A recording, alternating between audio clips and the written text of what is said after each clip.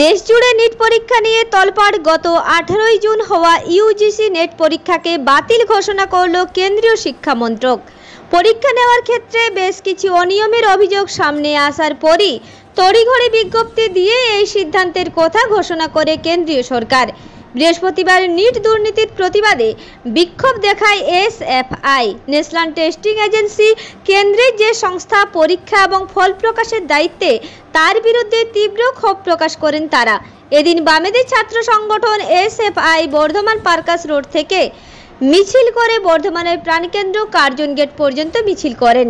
তাদের দাবি, এই দুর্নীতির সিবিআই তদন্ত হোক, আসল কারণ সামনে আসুক। এই পরীক্ষা বাতিলের ফলে কয়েকশো ছাত্রছাত্রীর ভবিষ্যৎ অন্ধকারে তাদের পিছনে ফেলে দিচ্ছে এই কেন্দ্রীয় সরকার। এই মিছিলে উপস্থিত ছিলেন এসএফআই এর জেলা সম্পাদক অনির্বাণ রায়চৌধুরী। বর্ধমান জেলা, পূর্ব বর্ধমান জেলার এসএফআই এর ডাকে আজকে এখানে এই প্রোগ্রাম। মূলত খালি বর্ধমান বলে নয়, রাজ্যের বিভিন্ন জায়গায় আমরা এসএফআই এর পক্ষ থেকে এই বিক্ষোভ সংগঠিত করছি।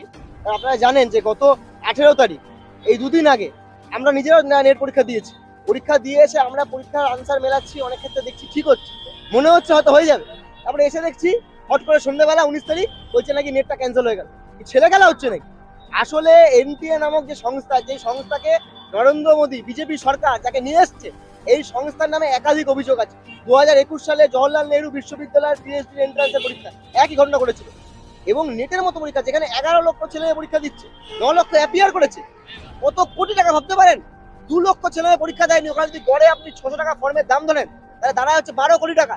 12 কোটি টাকা ফোকটে পেয়েছে যে সংস্থা, এবং সার্বিকভাবে কোটি কোটি টাকা তুলেছে। প্রথমে বললো কম্পিউটার বেসড এক্সাম হবে, তারপরে গিয়ে দেখছি পেন এন্ড পেপারে পরীক্ষা হচ্ছে, মানে ওএমআর শিটে নাম লিখতে হচ্ছে। আমি জানি না, আমি এত জায়গায় পরীক্ষা দিয়েছি, আপনারাও দিয়েছেন, কোনদিন শুনেছেন যে ওএমআর শিটে আপনার নাম লিখতে হয়? আসলে তো আইডেন্টিফাই করা, এখান থেকে আইডেন্টিফাই করা হবে কে হিন্দু, কে মুসলিম, কার কি ধর্ম, কার কি জাত, কে বাঙালি, কে অবাঙালি।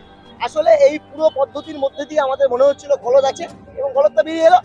যেই ছেলে মেয়েরা এত কষ্ট করে, কেউ 40 কিলোমিটার 50 কিলোমিটার দূর থেকে এক্সাম সেন্টারে এসছে, অনেকের বাবা মা দিন মজুরে কাজ করে, দিন আনা দিন খায়, তারা একবেলা কাজ করেনি ছেলে মেয়েদেরকে পরীক্ষা দিয়ে নিয়ে আসতে বলে। তারপরেও আজকে এই অবস্থা।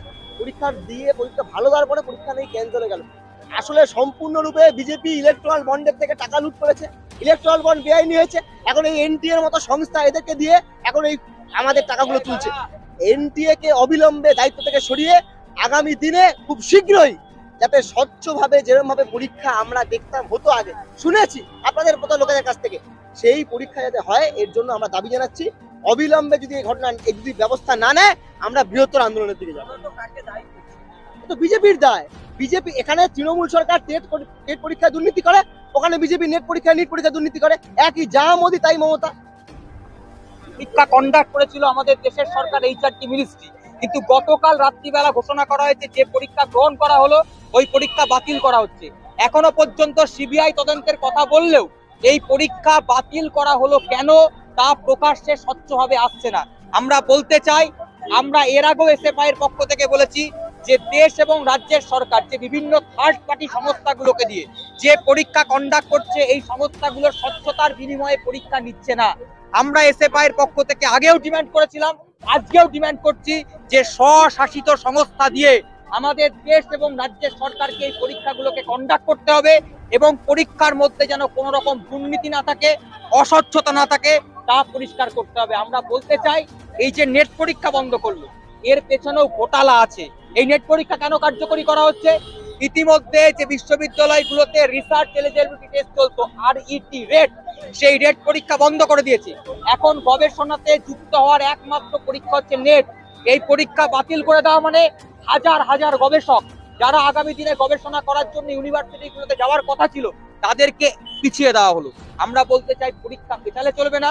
আগামী দিনে পরীক্ষা কবে গ্রহণ করবে তা প্রকাশ্যে আনতে হবে, এবং তার পাশাপাশি এই যে রেট, নেট, টেট, এই দুর্নীতিগুলো চলছে, এই দুর্নীতি বন্ধ করে স্বচ্ছতার বিনিময়ে এই পরীক্ষাগুলোকে কাটিয়ে দিতে হবে। অবশ্যই কারা কন্ডাক্ট করছে? এইচআরটি মিনিস্ট্রি, কেন্দ্র সরকারের। টেট কারা কন্ডাক্ট করছে? রাজ্যের শিক্ষা দপ্তর। রাজ্য এবং দেশের সরকার দুজনাই আসলে চায় না গবেষণার ক্ষেত্রে নিয়োগ হোক, আসলে চাই না প্রাথমিক শিক্ষক নিয়োগ হোক, আসলে চাই না উচ্চশিক্ষা ক্ষেত্রে যারা যুক্ত হতে তারা রিসার্চ করুক, অধ্যাপক হোক। এবং এর পেছনে আমরা জানি যে এই যে কার্যকরী করছে তার পেছনে তো নয় জাতীয় শিক্ষানীতি জড়িত আছে।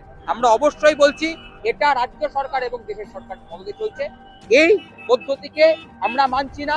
স্বশাসিত ষষ্ঠ সংস্থার বিনিময়ে নেট হতে পারে, রেট হতে পারে, কিংবা নিট হতে পারে, এই পরীক্ষাগুলো কার্যকরী। আন্দোলনের পক্ষে তো অবশ্যই সফলতা, আন্দোলন করেছিলাম বলেই তো আপনারা দেখতে পেরেছেন কোভিড লকডাউন পিরিয়ডে এসএফআই আন্দোলনের ফলে দীর্ঘ 2 বছর পর স্কুল কলেজ খুলেছিল। আমরা বলতে চাই এই আন্দোলনে আজকে হয়তো আমরা ফলাফল পাবো, কিন্তু ধারাবাহিক আমাদের বামপন্থী ছাত্র সংগঠনের আন্দোলন, আমরা কোনোদিন টি20 ম্যাচ বা কোনোদিন ওয়ানডেতে বিশ্বাস করি না। আমরা জানি এই শাসকের বিরুদ্ধে আন্দোলন করতে এবং ধারাবাহিক আন্দোলন করতে, ধারাবাহিক আন্দোলন এসএফআই পক্ষ থেকে। অনির্বাণ রায়চৌধুরী, এসএফআই পূর্ব বর্ধমান জেলা কমিটি। পূর্ব বর্ধমান থেকে দেবাশিস ঘোষের রিপোর্ট, রূপসী বাংলা মিডিয়া।